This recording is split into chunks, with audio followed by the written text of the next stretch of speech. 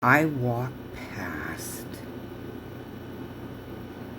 the death of this young 14-year-old Indigenous woman almost daily, and it bothers me. It never goes away. It doesn't get better. It just keeps bothering me. Then I talked to somebody who was in that building doing handiwork, and he told me more about this story.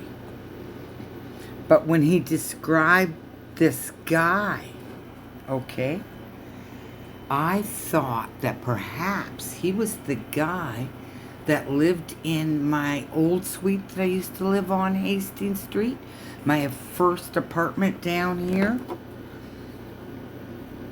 And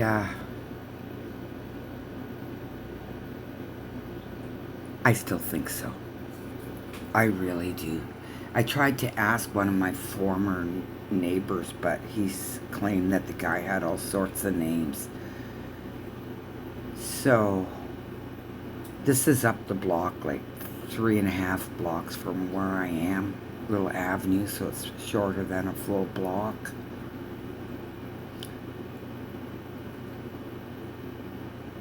So he overdosed, and he was found behind this door, downtown East Side, okay? Overdosed, dead. 2 months later, police returned after complaints from the neighbors because they could still smell the bodies. Oh, and I didn't know that the woman was unnamed. There was another woman.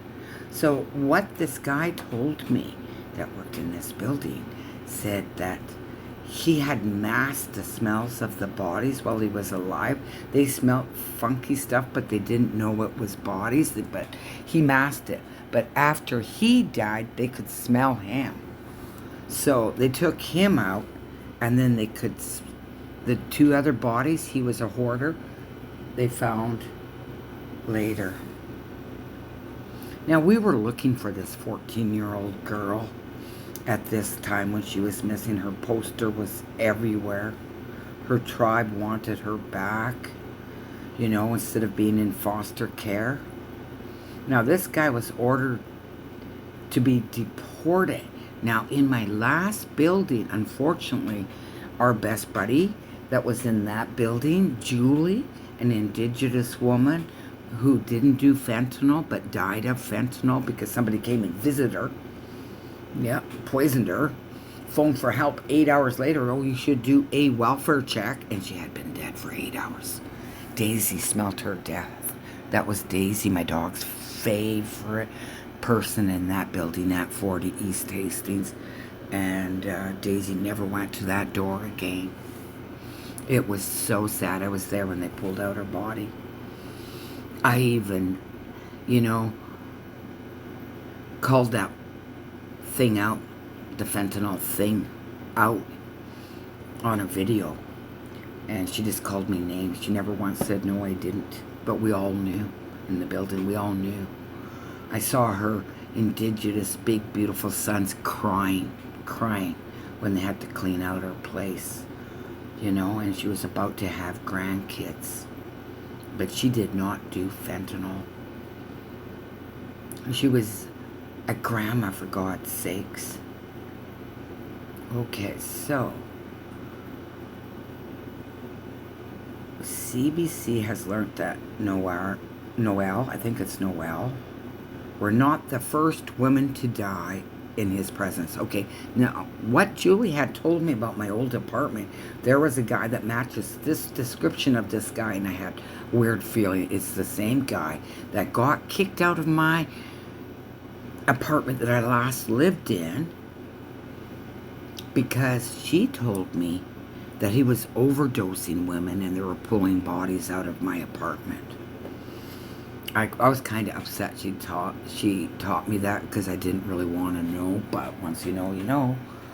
Whoever said, you know, that truth will set you free. No, the truth will burden you. Not the first woman to die, yeah. Immigration authorities declared him a danger to the public because another woman died of an overdose in his residence. in a former residence, and he sold fentanyl to vulnerable drug users. What would be the chance? You know, I'm satisfied that you're a long-term drug addict and that you use meth and fentanyl and that you sell to people and you give to vulnerable women so they'll have sex with you. Oh, yuck. One woman died in your room, an overdose, so I'd like to know if that was my last place. Like, she was really cute. I'm sorry that happened to you. I am. She fled a group home in Port Coquitlam in 2021 when she was 13. You know? Just a baby. Just a baby. So, anyway, what is the chances that this was the dude overdosing women in my last building, in my last apartment, and there's a big connection? Because that dude, you know, I mean, it is a small world, downtown east side Vancouver. It's so sad walking by the death spot.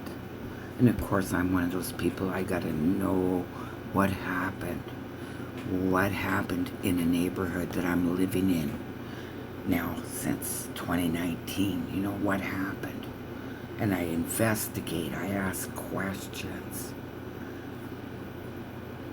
It's harsh that somebody would give someone drugs like this young. Let's take a look again, okay? This young. Her picture was all over. Now, I might be getting my old YouTube channel back that I lost in the flu season, which would be nice. My Debbie Hellion Madder Than Hell channel. That would be nice. YouTube.